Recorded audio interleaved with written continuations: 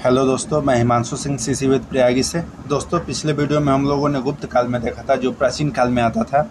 आज आइए मध्यकालीन इतिहास शुरू करते हैं, जिसमें सबसे पहले देखते हैं मध्यकालीन इतिहास को मध्यकालीन इतिहास को कैसे कैसे पढ़ा जाएगा। इसमें हम लोग सबसे पहले देखेंगे पूर्व मध्यकाल, फिर दिल्ली सल्तनत, फिर मुगल काल तथा उत्तर मुगल काल में देखेंगे। इसमें पूर्व मध्यकाल में राजपूत वंश, विदेशी आक्रमण तथा सामंतवाद को देखेंगे। विदेशी आक्रमण में हम लोग मोहम्मद बिन कासिम, मोहम्मद गजनवी तथा मोहम्मद घोरी को देखेंगे। दिल्ली सल्तनत में गुलाम वंश, खिलजी वंश, तुगलक वंश, सैयद वंश तथा लोधी वंश।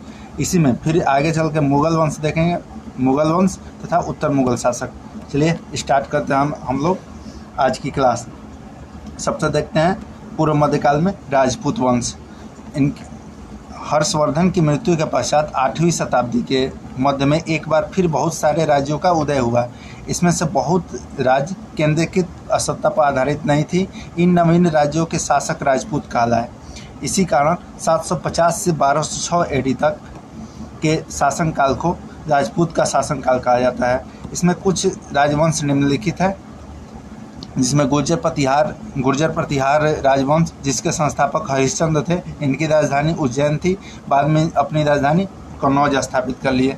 फिर गढ़वाल राजवंश, इसका संस्थापक चंद्रदेव था, जिसकी राजधानी कन्नौज थी। फिर पाल वंश, इसका संस्थापक गोपाल तथा राजधानी मुद्दगिरी या वारंदी था। फिर सेन राजवंश, जिसके संस्थापक समंत सेन था, इसकी राजधानी वारंदी ही थे। फिर चौहान राजवंश, जिसकी संस्थापक वासुदेव था, इसकी राजधानी सांबाकरी या अजमेर था। यह क्वेश्चन पूछा जाता है। फिर चंदेल राजवंश, इसकी संस्थापक ननुक था, इसकी राजधानी खजुराहो एवं महोबा था। फिर परमार राजवंश, इसके संस्थापक उपेंद्र या सीथक सेकेंड था, इसकी राजधानी धारा थी। फिर चालुक्य वंश, जिसका संस्थापक मूलराज फर्स्ट था, इसकी राजधानी अहिलवाड़ या गुजरात में थी। फिर कलचुरी राजवंश, इसका संस्थापक कोल्हल फर्स्ट था, इसकी राजधानी नहीं मालूम है। चलिए देख लेते हैं क्षत्रिय की उत्पत्ति कैसे हुई। सबसे पहले क्षत्रिय की उत्पत्ति, क्षत्रिय कैसे आए थे, इसको हम लोग अलग अलग विद्वानों के साथ देखते हैं। गौरी शंकर ओझा तथा सीवी वैद्य ने क्षत्रिय को क्षत्रिय ही कहा। ब्राह्मण ही क्षत्रिय हैं, जैसे गौरी शंकर ओझा तथा सीवी वैद्य ने कहा। विदेशियों को क्षत्रिय या विदेशी जो क्षत्रिय है वो विदेशिता है, इसको ईश्वरी प्रसाद ने माना था। नेक्स्ट जो है यूची जो यूची थे वही क्षत्रिय है, इसको कनिंगम ने माना था। सीथियन को जेम्स टार्ड ने माना था। शक है वही क्षत्रिय है, इसको कुषाण एवं देसी जातियों ने माना था, जो BS स्मिथ कहते हैं। अग्निकुंड का सिद्धांत चंद्रबाई ने दिया था, जिसमें 4 क्षत्रियों का वर्णन है: प्रतिहार, परमार, चालुक्य तथा चौहान। आगे नेक्स्ट देखते हैं सामंतवाद।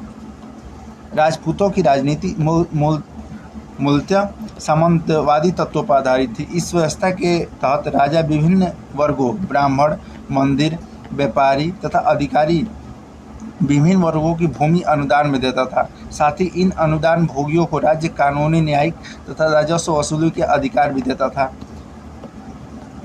इस व्यवस्था की शुरुआत आरंभ में कृषि के विकास के लिए की गई तथा प्रशासनिक विकेंद्रीकरण के लिए किया गया था। तथा सामंत वर्ग समय समय पर राज्य को नजराना को ही उपहार कहा जाता है, तथा सैनिक सहायता भी देते थे। कहीं कहीं पर युद्ध हो गया तो इसको सैनिक सहायता भी देते थे सामंत।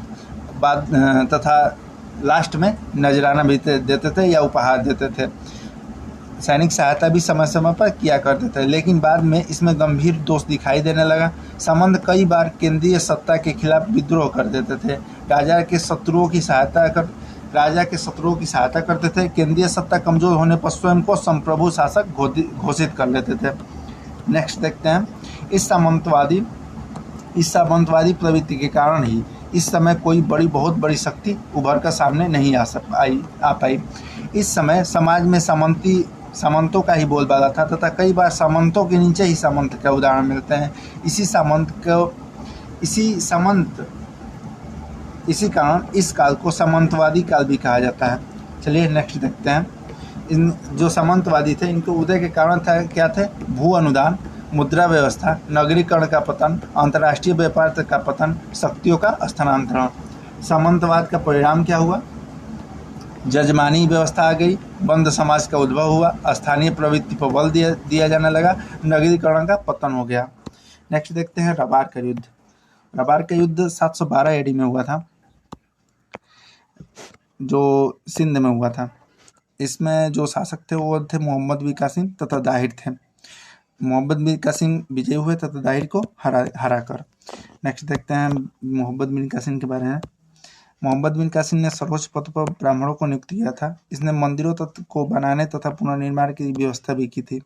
इसने पहली बार भारत में जजिया कर लगाया था। यह टैक्स गैर मुस्लिमों से लिया जाता था। जो जजिया कर है वह गैर मुस्लिम दिया करते थे, अर्थात मुस्लिम वर्ग जजिया कर नहीं देते थे तथा ब्राह्मण, महिला, बच्चे, सन्यासी को जजिया कर नहीं देना पड़ता था। इसी कारण इसका भारत में विरोध नहीं हुआ, क्योंकि अधिकतर संख्या ब्राह्मणों की थी या क्षत्रियों की थी जो जजिया कर नहीं देते थे। इसी कारण इसका विरोध नहीं हुआ था भारत में। जजिया कर धर्मनिरपेक्ष कर था। जजिया सिंध को में लागू किया गया, मोहम्मद बिन कासिम ने लागू किया था। फिरोज शाह तुगलक जजिया कर को ब्राह्मणों पर भी लागू कर दिया था। हम लोग जजिया कर के बारे में देख रहे हैं। अकबर ने जजिया कर को समाप्त कर दिया। औरंगजेब जजिया कर को पुनः लागू कर दिया। मोहम्मद शाह रंगीला जो मुगल शासक था ने जजिया कर को हमेशा के लिए समाप्त कर दिया। नेक्स्ट देखते हैं सिंध पर भारत का अरब का प्रभाव। राजनीतिक प्रभाव कुछ नहीं पड़ा था, अर्थव्यवस्था पर प्रभाव पड़ा था। अर्थव्यवस्था में कई जगह सकारात्मक प्रभाव दिखाई देता है। अरबों ने कई जगह खजूर की खेती को बढ़ावा दिया था। भारत अरब के बीच व्यापारिक संबंध स्थापित हुए थे। संस्कृति का भी प्रभाव पड़ा था। भारत अरब के बीच विचारों का आदान प्रदान हुआ। अरबों ने भारतीय चिकित्सक, ज्योतिष तथा मैथ से या गणित से लाभ उठाया। कई सारी भारतीय पुस्तकों का अरबी में अनुवाद कराया गया। अनुवाद कराने के लिए बहुदाद में बैतुल हिकमा नामक पुस्तकालय की स्थापना की गई। अरबों के माध्यम से भारतीय गणित अभियान जैसे दशमलव, पाई, त्रिकोणमिति इत्यादि का ज्ञान यूरोप पहुंचा। इसी प्रकार भारत का परिचय इस्लामिक संस्कृति से हुआ। नेक्स्ट देखते हैं गजनी वंश या यामिनी वंश। इसके संस्थापक अल्पतगीन थे। इसके बाद सुबुक्तगीन तथा बाद में मोहम्मद गजनवी था। मोहम्मद गजनवी का टाइम पीरियड 998 से 1030 एडी था। मोहम्मद गजनवी ने पहला आक्रमण 1000 ईस्वी में किया था पंजाब पर, जिसके शासक थे जयपाल को हरा दिया था। फिर 1001 में पंजाब पर ही आक्रमण किया था। इसके भी शासक उस समय भी जयपाल थे, फिर वो हार गए। फिर 1015 से 1016 में कश्मीर पर आक्रमण किया था। इसके शासक संग्राम देव था, जो महमूद गजनवी को हरा दिया था।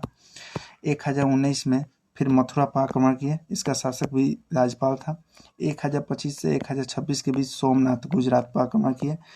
उस समय शासक भीमसेन था तथा यह सोमनाथ मंदिर को लूटा। 1027 में अंतिम बार आक्रमण किया जाट पर। इसे विश्व का प्रथम सुल्तान कहा जाता है। यह क्वेश्चन पूछा जाता है कि विश्व का प्रथम सुल्तान कौन था? वह था मोहम्मद गजनवी। इसने 2 उपाधियां धारण की थी, यामीन उल सैल साम्राज्य की दक्षिणी भुजा तथा आमीन उल मिन्नत बुका सिकल जो मूर्तियों को नष्ट करने वाला। इसे बुता सिकल भी कहा जाता है या बुका सिकल भी कहा जाता है, जिसका अर्थ होता है मूर्तियों को नष्ट करने वाला है। इसके दरबार में जो विद्वान थे वो थे अलबरूनी, जिनकी पुस्तक थी किताब उल हिंद, जिसे तहकीक हिंद कहा जाता है। फिर फिरदौसी ने रचना की शाहनामा की। उत्तबी थे जिन्होंने रचना की तारीख यामिनी। फिर बैहाकी थे जिन्होंने रचना की तारीख सुबुक्त की। गजनवी के भारत आक्रमण के कारण क्या थे? वह आक्रमण का मूल कारण भारत की धर्म संपदा को लूटना था। वो अपने आक्रमणों से प्रसिद्धि प्राप्त करना चाहता था। वह इस्लाम का प्रचार प्रसार भी करना चाहता था। भारत का पर आक्रमण करने के लिए गजनवी ने सालार ए हिंदुस्तान नामक सेना का गठन किया था। इस सैन्य संगठन में मुस्लिम सैनिकों के साथ साथ हिंदू सैनिक भी थे, जैसे तिलक, सेबदराम। इसने बाद में मोहम्मद गोरी थे 1175 में। फिर मोहम्मद गोरी का आक्रमण हुआ 1150 में, जो मुल्तान प्रसिद्ध पर शासन किया था। 1178 में गुजरात, जिसमें जो शासक था वो मूलदास सेकंड था। इसी का जो सेनापति था वो मूल भीम सेकंड था, तथा मोहम्मद गोरी के बीच में युद्ध हुआ जिसमें मोहम्मद गोरी हार गया था। फिर नेक्स्ट है तराइन का प्रथम युद्ध, यह इम्पोर्टेंट है। यह दोनों तराइन का प्रथम तथा द्वितीय दोनों युद्ध इम्पोर्टेंट है। 1191 बैटल ऑफ तराइन हुआ था, जो पृथ्वीराज चौहान तथा मोहम्मद गोरी के बीच हुआ, जिसमें पृथ्वीराज चौहान जीत गया। फिर 1192 तराइन का दूसरा युद्ध हुआ था, जिसमें पृथ्वीराज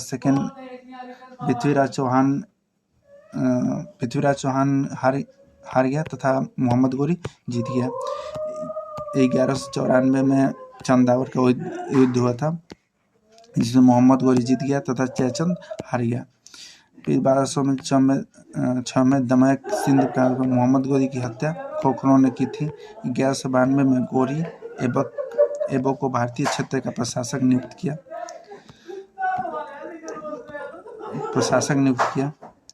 1192 से 94 तक ऐबक मेरठ, रणथंभौर, दिल्ली पर कब्जा किया। 1194 में दिल्ली में कुव्वत इस्लाम मस्जिद का निर्माण ऐबक ने करवाया था।